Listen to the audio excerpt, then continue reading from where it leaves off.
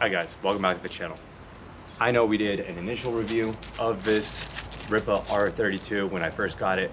Now it's time for a follow-up review. And we've got 50 hours of a machine right now, so it's kind of, we had some time on the machine. Let's go ahead and talk about what I've found thus far.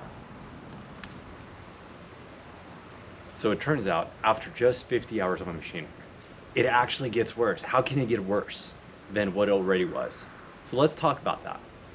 If you watched my other videos up above for the initial review, and then I'll keep putting them up there for when I was up at the property and what happened at the property. When I was doing the land clearing up in Washington on my property, ran into a bunch of issues with the machine.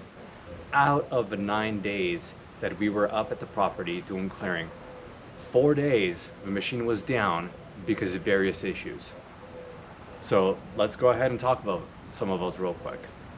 If you are considering buying one of these machines, stick around, watch a video, at least have an understanding of what people are experiencing when they buy these machines and how they perform, what they do, and what issues you run into when buying one of these Chinese excavators.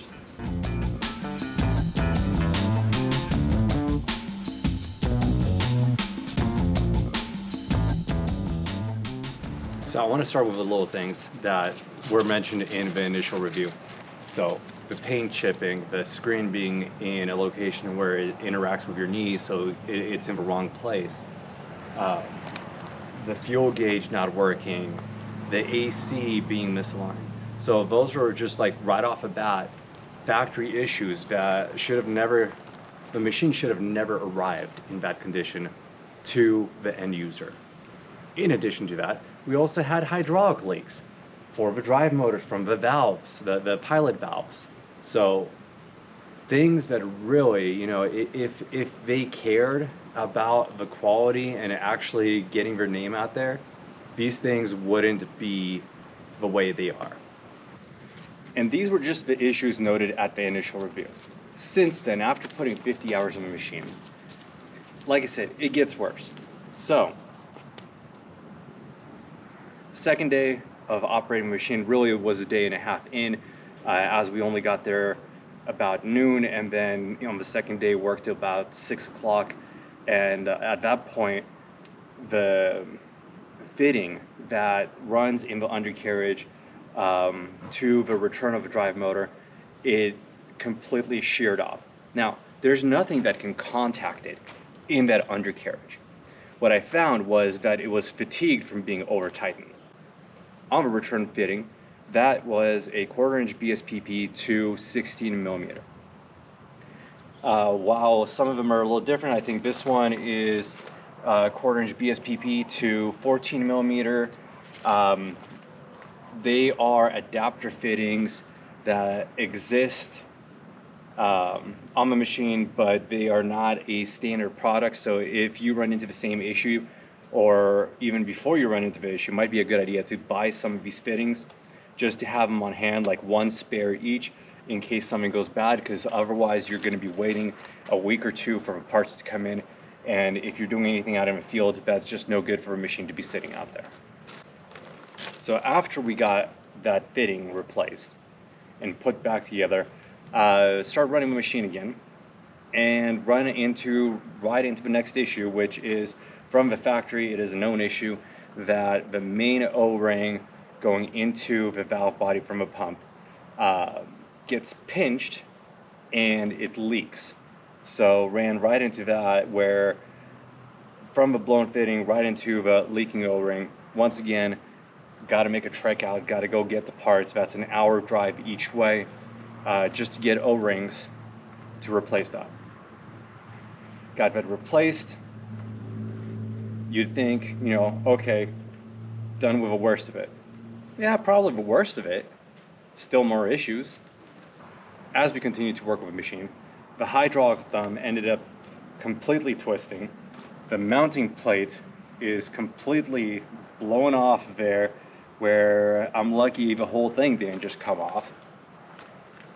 The pins that hold everything together The bolts going through them have no Loctite.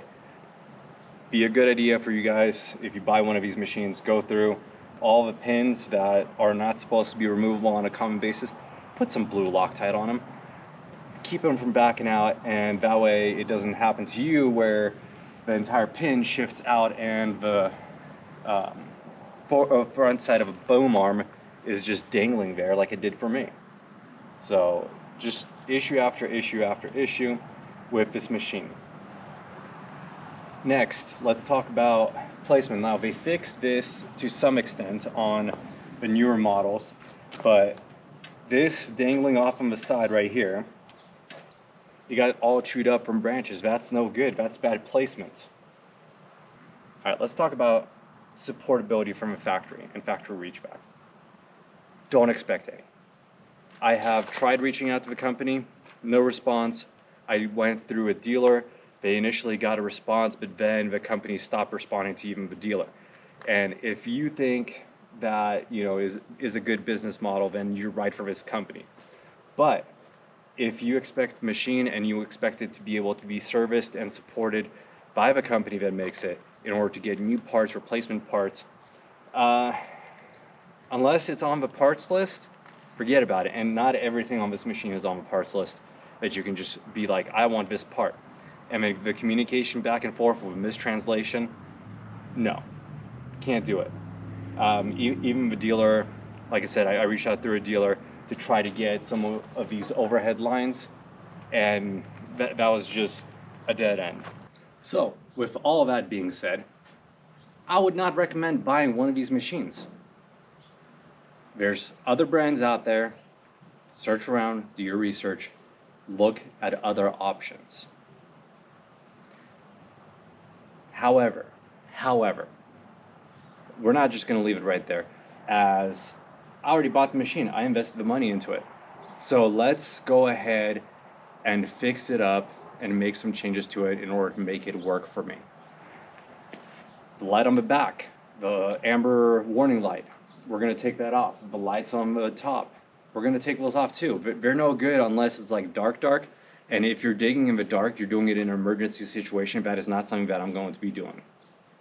So we're going to take those off, take off a light on the boom, and get it all cleaned up. We got to do a 50-hour service on this. There's 5 things in the 50-hour service.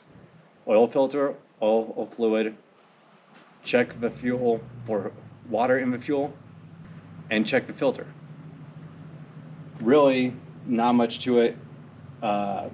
I'd say also probably a good idea to change out the hydraulic fluid, but that's already changed itself out by dumping it all over the ground when I was up at the property. So we got all fresh, clean fluid in here right now. Last, the 5th item on the list for this, for the 50-hour service, is go ahead and grease all of the fittings. Well, guess what? We do that every 10 hours, so that's already done. This antenna, that's coming off too. The fuel level sensor on this, one of the viewers commented that what he found was the pins were set the wrong way. So we're going to go ahead and adjust the pins and see if that gets it to read the fuel level correctly. This mirror is just about useless, and it's already taken a beating. It's had a branch fall on it. I'm just going to take that off. A couple other minor changes. On the blade,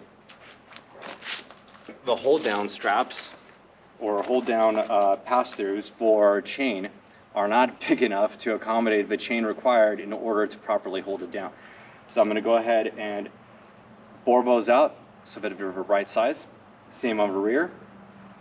And then for the blade itself, we're going to convert that into a 4-way so we can do grading with it. This is something that's included on the newer machines. I happen to have an extra cylinder, so I'm going to go ahead and swap that over, and we're going to use some valve blocks, same as for switching from thumb operation to auxiliary power. It's just a 90-degree twist, and then it'll switch from articulating the boom to articulating the blade.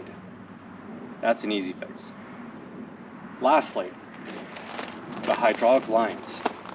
On the hydraulic lines, instead of running everything over the top, where there's plenty of room for boom, they decided to run in parallel, so it's protruding outwards even more, the hydraulic lines for both the quick attach and for the auxiliary power for the thumb and for auxiliary machinery.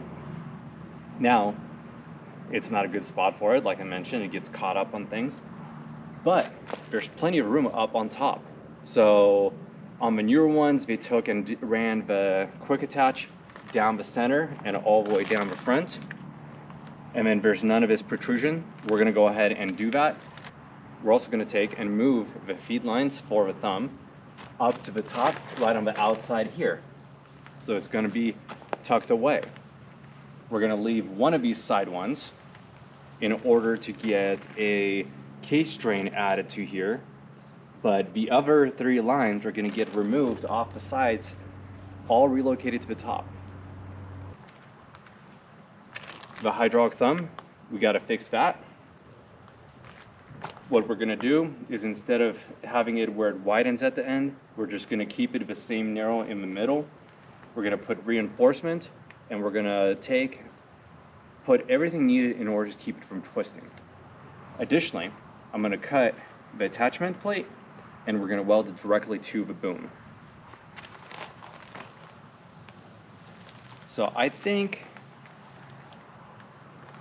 that just about covers everything that we have that's an issue in the first 50 hours and what we're going to do to fix or address the issues in order to make this better for the next time we go out to the property.